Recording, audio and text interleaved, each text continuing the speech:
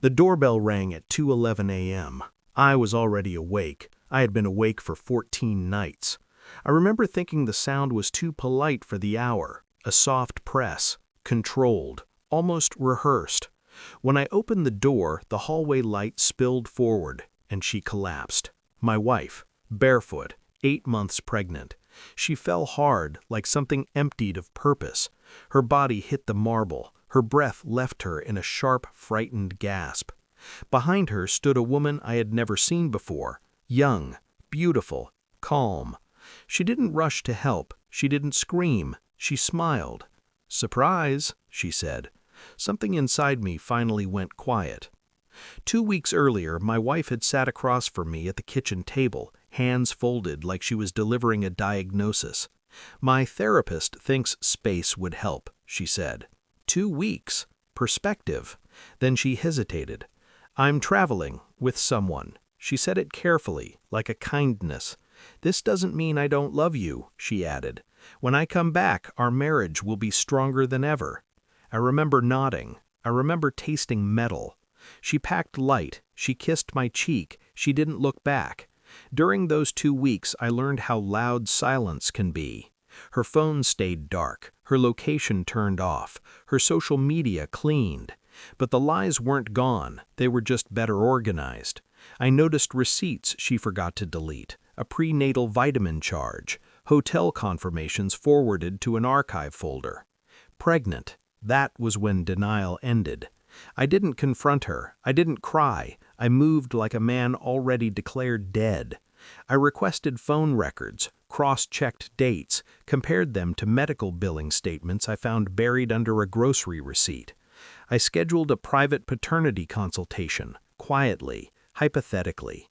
I hired someone else to follow someone I'd never met. Her therapist didn't exist. The trip wasn't a trip. It was a relocation trial.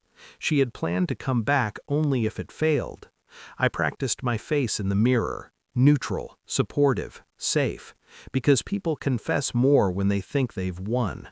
The report arrived 3 days before she returned. Probability of paternity, 0.00%. I stared at the paper longer than necessary, not because it hurt, but because it confirmed something I already knew. When she collapsed at my door, when I lifted her gently and called an ambulance, I didn't look at her stomach. I looked at the woman behind her. "You must be her husband," the woman said softly. "No," I replied. "I'm her past." Her smile faded.